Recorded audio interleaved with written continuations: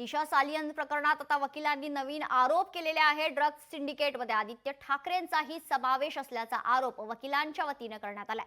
दिशा सालियनच्या वडिलांच्या वकिलांचा हा नवा आरोप समोर येतोय। दिशाच्या मृत्यू प्रकरणी पोलीस आयुक्तांकडे नव्याने तक्रार करणार असल्याची देखील माहिती समोर येते। आदित्यसह उद्धव ठाकरेंनाही आरोपी करण्याची मागणी दिशा सालियनच्या कुटुंबियांनी केली आहे।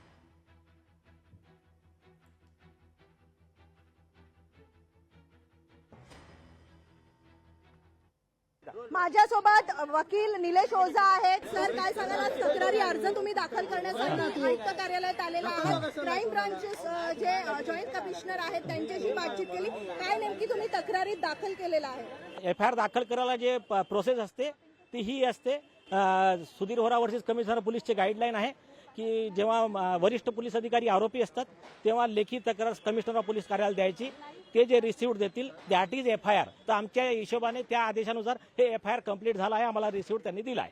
आमचं पुन्हा मीटिंग होणार आहे आणि लवकरात लवकर चांगली कारवाई करू आणि सतीश सालियन यांना न्याय मिळवून देण्याचा आम्ही पूर्ण प्रयत्न करू। आरोपी कोणाकोणाला यामध्ये ठरवलेला आहे? आदित्य ठाकरे, सूरज पांचोली, डिनो मोरे, आदित्य ठाकरेचे बॉडीगार्ड, त्याच्यानंतर सचिन वाझे, परमवीर सिंग, उद्धव ठाकरे हे सर्व आहेत। आदित्य ठाकरेंवरती ड्रग्जचा आरोप तुम्ही केलेला आहे, हो।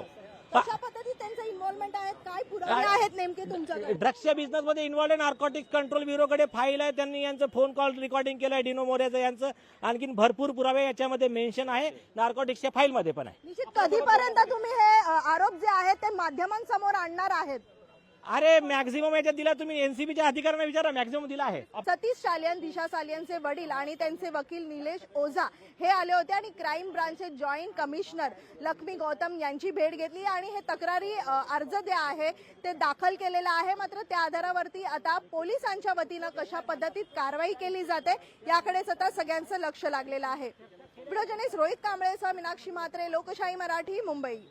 जिसको ड्रग्स के सिंडिकेट में नारकोटिक्स ब्यूरो ने आरोप अक्यूज बनाया कंपनी को, वो कंपनी के ये जो रेगुलर कनेक्ट वाले लोग हैं, चाहे डिनो मोरिया हो, चाहे सूरज पांचोली हो, चाहे आदित्य ठाकरे हो, और कुछ नाम मैं नहीं ले रहा हूं। जब आदित्य ठाकरे का ड्रग्स के बिजनेस में इन्वॉल्वमेंट आया तो समीर वानखेड़े साहब हो या नारकोटिक्स के और अधिकारी हो, उनको आदित्य ठाकरे को अरेस्ट करने से या उस पर कार्रवाई करने से किसने रोका, उसमें क्या डील हुआ था, कितने करोड़ों का डील हुआ था, ये जवाब।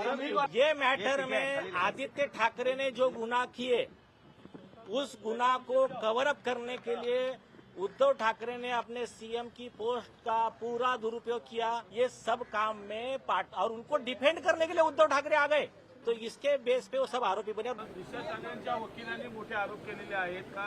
त्यांना करत राहू दे ना, मला त्याच्यावर काही बोलायचं नाही। आदित्य ठाकरेंच्या नाही तर उद्धव ठाकरेंचेही पुरावे आमच्याकडे आहेत, त्यांना बोलायचं बोलत राहू दे। जे वकील आहेत ओझा, त्यांची बॅक हिस्ट्री पाहिली तर ते बराच वेळ तोंडावर पडलेले बॅक हिस्ट्री आहे। वकील झालं म्हणून काही असं नाही होत।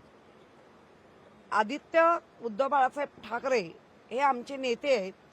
हे या महाराष्ट्राचे आणि ह्या मुंबईचा जन्मलेले एक चांगला नेतृत्व करणारा युवक आहे। त्या नेतृत्वाला जर तुम्हाला वाकवता येत नसेल तर त्याची बदनामी करा, हा सरळ सरळ फंडा आहे। लोकशाही मराठी ऐका, पहा, जागरूक रहा।